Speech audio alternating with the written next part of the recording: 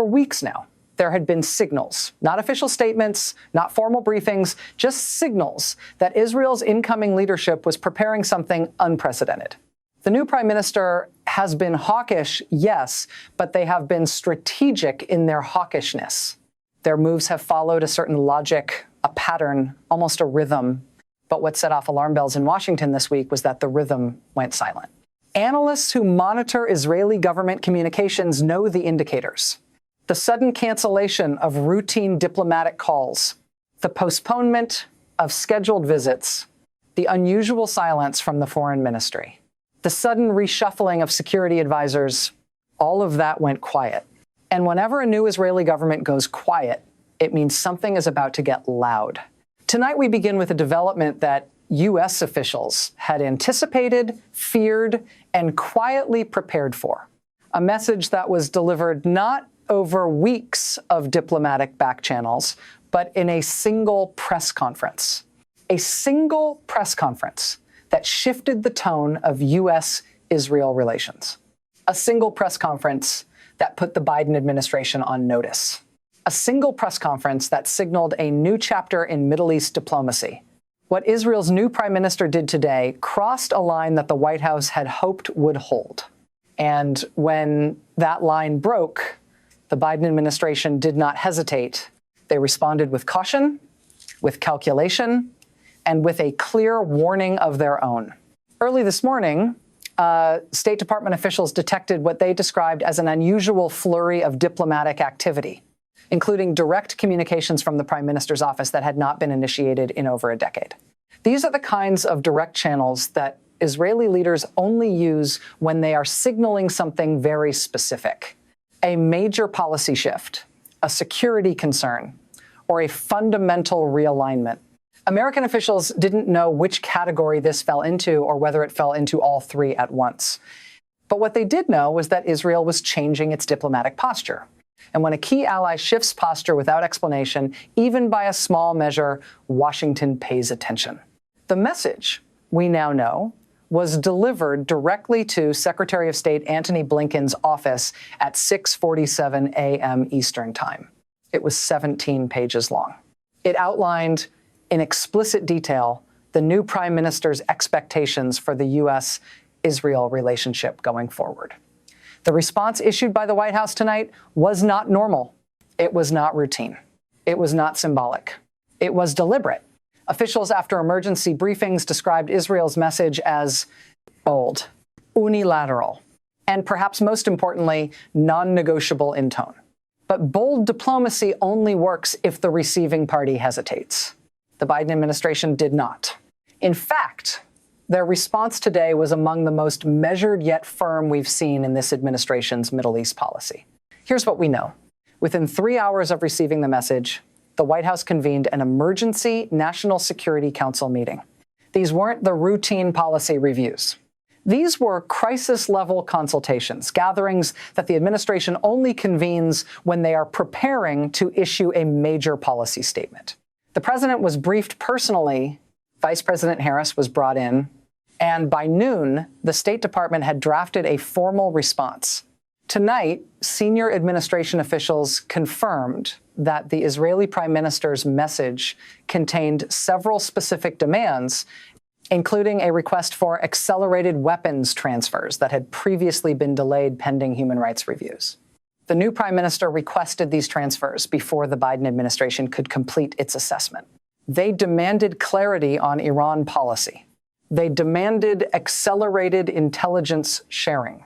They demanded public U.S. support for expanded settlement activity in the West Bank. In other words, the new Israeli leader targeted every pressure point in the current U.S.-Israel relationship. The leverage that would have given them maximum negotiating power. This is what made the White House response so significant. Israel's message wasn't just symbolic, it was strategic. It represented the kind of opening move that could reshape bilateral relations if left unanswered. And the Biden administration, understanding that fully, responded with clarity. Not aggressively, not dismissively, but firmly. They didn't concede on weapons transfers. They didn't abandon the human rights review process. They reaffirmed existing policy on settlements. They restated their commitment to a two-state solution. And here's where the story becomes even more significant.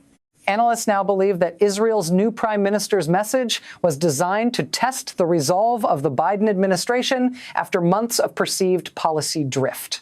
The new leader wanted to see whether Washington would accommodate, equivocate, or capitulate. But instead, the opposite happened. The Biden administration didn't waver. They issued a response that was so clear, so direct, that even Jerusalem noticed. You don't get a new Israeli government's attention easily. But today, the White House did.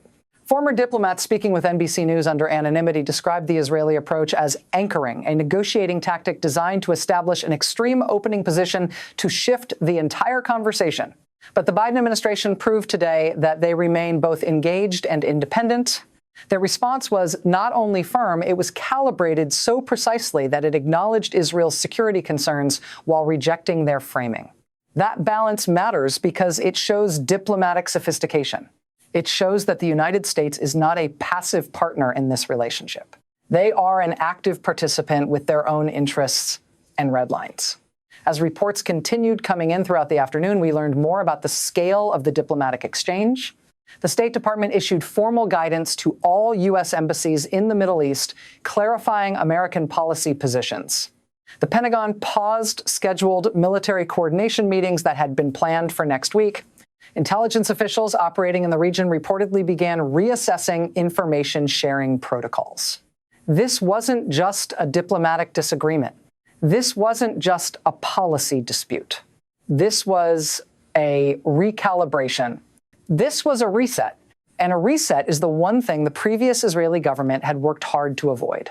For every accommodation they had secured from Washington, the new leadership has now countered with something that complicates the established framework. Remember, the new Israeli government thought Washington would simply accept their terms. They thought the Biden administration was too focused on other crises to push back. They thought the political calendar in America would make confrontation unpalatable. But tonight, the exact opposite is happening. Washington is engaged. Washington is responding. Washington is setting boundaries. This is not the dynamic the new prime minister expected to encounter in their first week. What makes this moment so consequential and so fragile is that Israel's new prime minister's message happened at a time when the Biden administration is under extraordinary pressure. Progressive Democrats want accountability on human rights. Moderate Democrats want stability in the relationship. Republicans want unconditional support for Israel. Foreign policy experts want strategic coherence. President Biden is balancing these demands while managing multiple global crises simultaneously. And when leaders in that position receive aggressive diplomatic overtures, they're not responding from weakness. They're responding from necessity. They're responding from principle.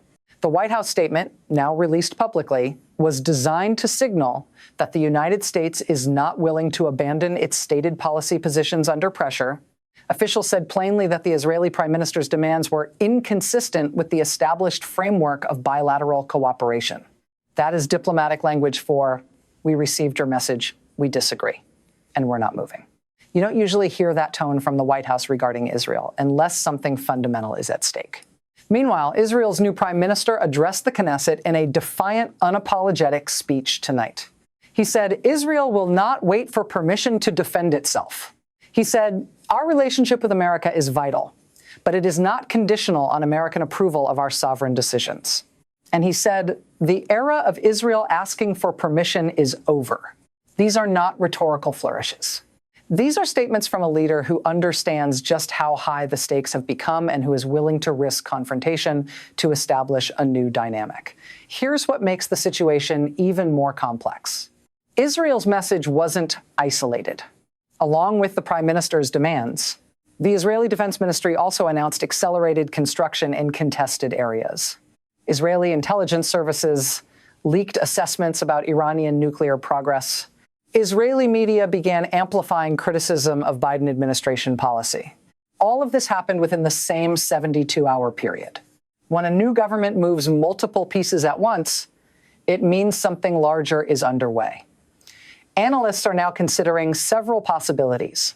One is that the new prime minister is preparing domestic political support for confrontation with Iran. Another is that the new government is attempting to lock in favorable terms before potential U-price political changes.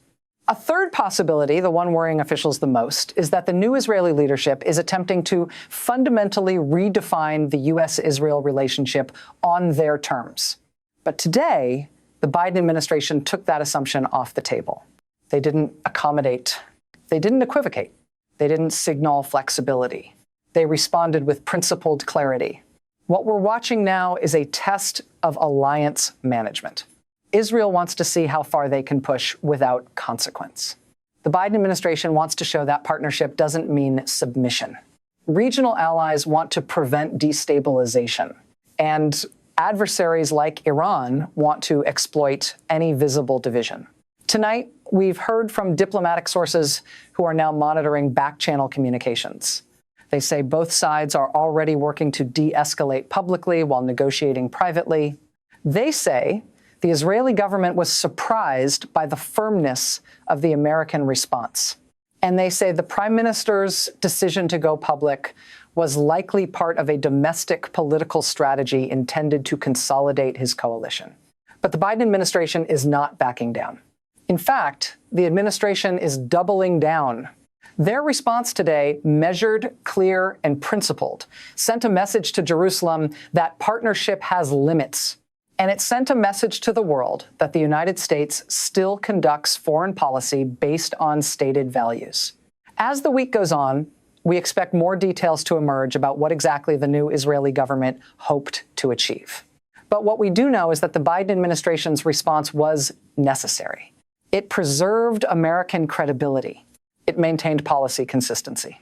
And it established boundaries for the relationship going forward. What happens next will depend on what Jerusalem does in the next several days. If they moderate their demands, this moment will be remembered as a temporary friction point. If they escalate further, the Biden administration has already shown they are prepared to hold their position. They have shown they are ready to engage, but on their terms. And tonight, for the first time in years, the Israeli government appears to be recalculating. The prime minister's office is quiet, too quiet. And when a new government is quiet after a bold opening move, it means they are reassessing. It means they are choosing their next move carefully. Because tonight, Jerusalem learned something they may not have expected. Washington still has red lines. Washington still has principles. And Washington is still willing to defend them. This story is far from over. But tonight, one thing is clear. The U.S.-Israel relationship is entering a new phase. Both sides are testing boundaries, and the world is watching every move. And we will be here covering every detail as the next chapter unfolds.